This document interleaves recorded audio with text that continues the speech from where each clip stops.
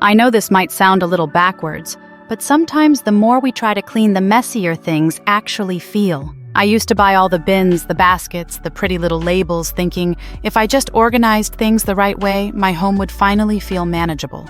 But what I really ended up with wasn't peace. It was pressure. My house felt cluttered, sure, but honestly, my mind did too. Eventually, I started doing the opposite of what I thought I was supposed to do. I stopped aiming for perfection. I stopped trying to look organized and started focusing on what actually made my space easier to live in. Today, I'm sharing 7 simple habits that have actually worked, tested in real life. No extra storage, no perfect schedule. Just a few small shifts that helped my home feel lighter and helped me stop circling the same mess every week. And the first one? It helped me finish decluttering a whole corner, without circling back 3 times to deal with things I didn't know where to put.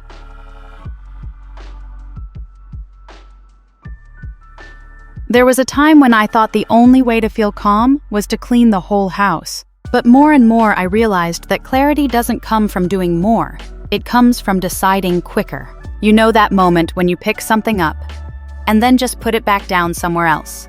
Not because you love it, not because you need it, but because deciding feels like too much right now. Here's something that changed that loop for me. I give myself 2 minutes. That's it. If I can't decide whether to keep it or not, in 2 minutes it goes straight into a donate bag. No dragging it around the house, no letting it sit on the edge of the counter for another week. A few days ago, I found a little handheld vacuum that hasn't worked properly in months. I kept thinking, maybe I'll charge it again. Maybe I'll use it upstairs. But in reality, I've been walking past it on the floor for 6 weeks. So I gave myself 2 minutes, realized I'd already replaced it with something that works better, and dropped it in the donate bag. Done. Because the truth is, clutter grows when decisions don't get made. And most of the time, we don't need more time, we just need a smaller window to act. Let's move on to the next habit, one that completely changed how I handle the biggest clutter magnets in my house: flat surfaces. And if you're ready to go even further, tomorrow's video dives into 12 surprising tricks professional housekeepers actually use, the kind of tips that save time, energy, and make cleaning feel way less overwhelming. I thought I knew how to clean, until I saw how the pros do it. Don't miss it, honestly, it'll change how you look at your home.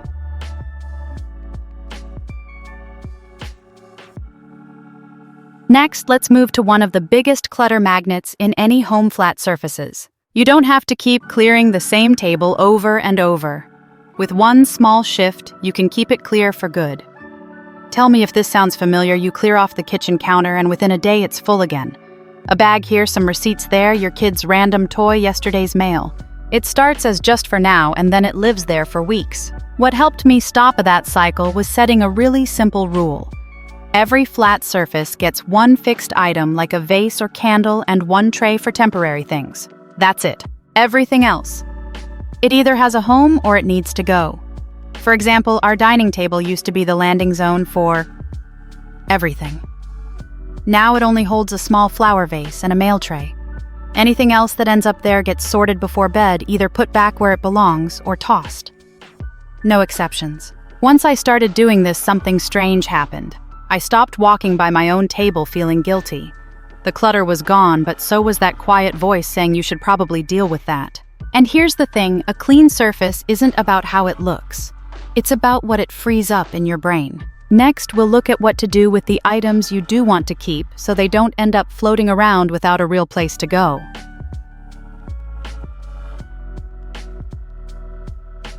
Now let's talk about the quiet clutter that comes after decluttering the "I'll put it away later" piles. You don't have to leave things half done. This one habit helped me actually finish the job. One of the easiest ways clutter sneaks back in. It's the stuff we meant to put away, but never quite did. You know how it goes. You finish decluttering a drawer or a shelf, and now there's a little pile of things you're keeping, but they don't go back right away. So they sit and sit until somehow they've started a whole new mess. The habit that changed this for me is so simple: I don't move on until the keep items are back in their home. Not in a pile, not in a basket for later, right now. The other day, I cleaned out a drawer in our TV stand and decided to keep a few remotes, some batteries, and a pack of cards. Normally, I'd toss them in a bowl and promise to deal with them later, but this time I took 5 minutes and put them exactly where they belong. No detour, no delay. Why? Because if you're anything like me, those little piles don't stay little. And the longer something sits out, the louder it gets in your brain. This tiny shift, just putting things away now, has saved me so much energy. Not just physical energy, but mental space too. It's like closing tabs in your mind. Up next, we'll deal with a sneaky kind of clutter, the things we haven't touched in weeks, but still feel guilty letting go of. Let's talk about the 30-day rule.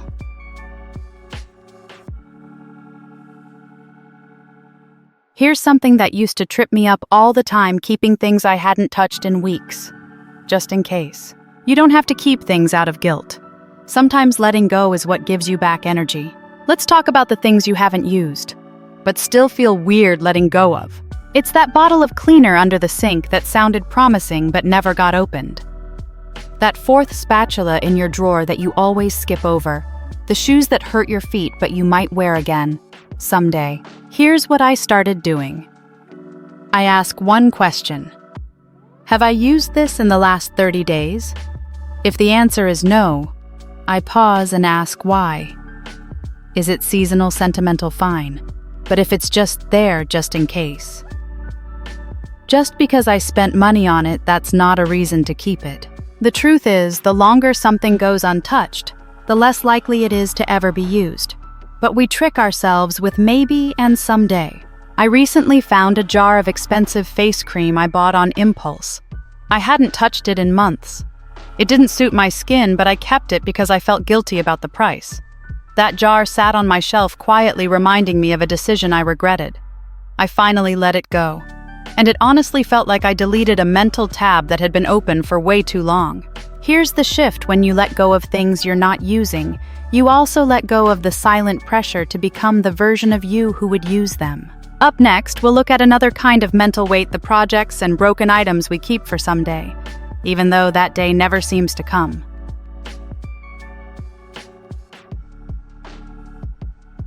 Let's move into the emotional clutter, the things we keep for someday. You don't have to keep carrying the weight of unfinished plans. What you need now deserves the space. We all have them: the broken thing we meant to fix, the supplies for a hobby we don't do anymore, the half-started scrapbook, or the vase with a chip we swore we'd glue back together.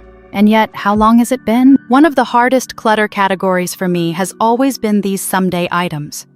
They're tied to good intentions, or past versions of us, or dreams we haven't quite let go of yet.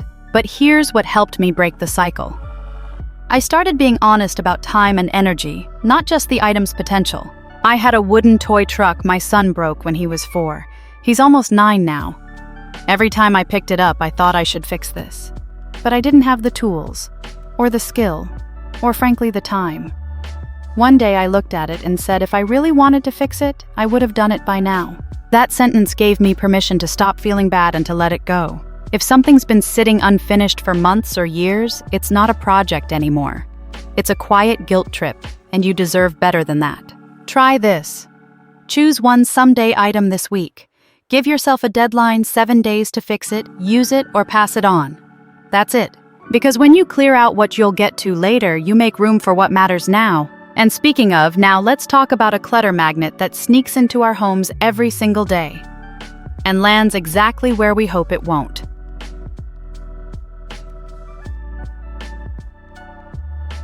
Now we're coming back to surfaces, but this time it's about keeping them clear, not just cleaning them once. You don't have to keep cleaning the same spots over and over.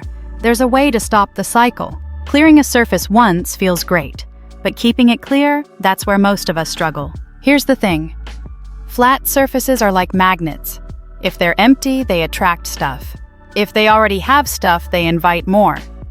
So unless we build a habit around protecting them, they'll go right back to chaos. What worked for me was treating each flat surface like its own little zone, not a random dumping ground. Every surface in our home now has a rule: it either serves a purpose or it stays clear. On our entry table, I gave myself a tiny tray for keys and outgoing mail. That's it. If something else lands there, a receipt, a toy, a coupon, I handle it that night. Not tomorrow, not Sunday, that night. It takes under 5 minutes, but the payoff is huge. I don't lose things. I don't feel that subtle irritation every time I pass by. And my brain isn't keeping track of a dozen little messes anymore, because visual clutter is mental clutter. And when the places we walk past all day feel calm, we do too. So ask yourself, what's the one surface in your house that always piles up? Start there. Set a boundary. Add one small container if needed, but make it work for you, not just look pretty. Next, we'll tackle something that's often overlooked, but creates a surprising amount of clutter, all the digital junk we carry around without realizing.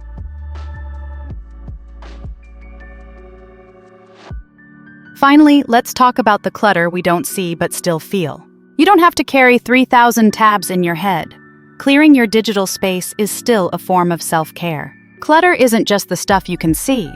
It's also the 3,000 unread emails, the 200 photos of the same sunset, the folders, screenshots, random saved recipes you'll never find again.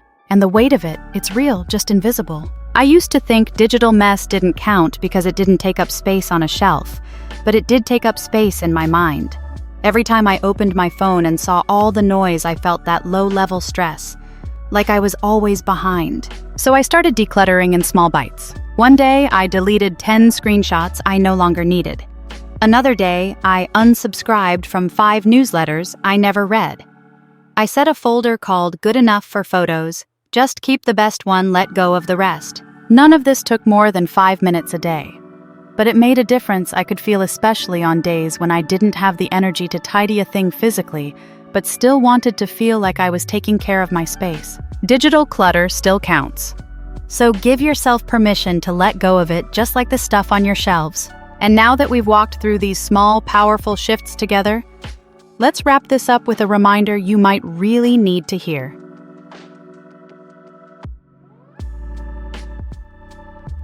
You know that feeling when you open a cupboard and see something, and your heart sinks a little?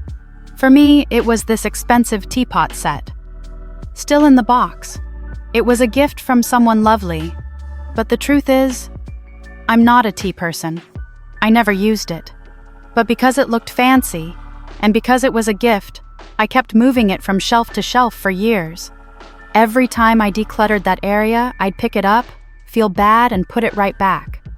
And it wasn't just the teapot.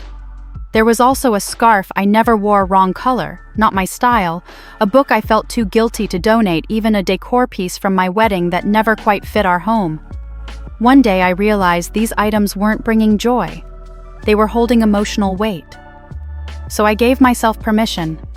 The memory stays, the item doesn't have to. Now I try to ask, would I keep this if I'd bought it myself?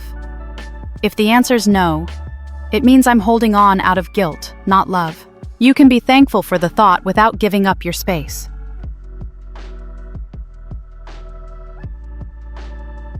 You know those moments when you're just waiting.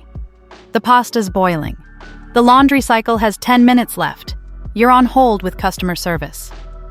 Instead of grabbing your phone and scrolling, I started using those little gaps to do tiny declutters. Not big jobs, just one drawer, one shelf, one pile. Last week, while my tea brewed, I cleared out the spice rack. While waiting for my daughter's Zoom class to load, I sorted the pens in the junk drawer. It's quick, low pressure, and surprisingly satisfying. You don't need a full hour. You just need the next 4 minutes where nothing else is happening.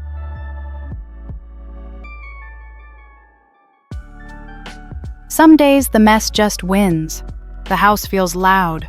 Your brain feels full. You don't even know what to clean first. That's when I reach for what I call my calm kit. It's not fancy, just a small box with things that help me reset emotionally. A soothing candle, a cloth I love to wipe surfaces with, a calming playlist, maybe even some peppermint oil. I don't use it to clean, I use it to pause. To shift the energy first so I don't clean out of frustration. Sometimes I just light the candle and take 5 deep breaths before I start. And somehow it helps me begin without feeling like I'm already behind.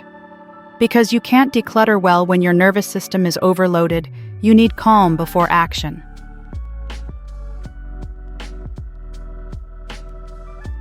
That's it. 7 small habits that have helped me keep my home lighter without feeling like I have to be on top of everything all the time. If you're someone who just wants less noise in your space and a little more room to breathe, try one thing. Just one. That's already a shift. And if you're ready to take the next step, I have a full video where we go room by room, so you're not just decluttering randomly, but building real flow through your home. You can find it right after this one. If anything here felt helpful, feel free to like or share. It's how I know what actually makes a difference for you. You deserve a home that doesn't ask more from you than you already have to give. And tomorrow's video. It's one of my favorites. We're unlocking 12 mind-blowing cleaning tips from actual professional housekeepers, not just Pinterest hacks, but real-life time savers that work in busy homes like yours. If you ever wondered how do they do it so fast and so well, tomorrow you'll find out. Set a reminder, save the date. This is the one you don't want to miss.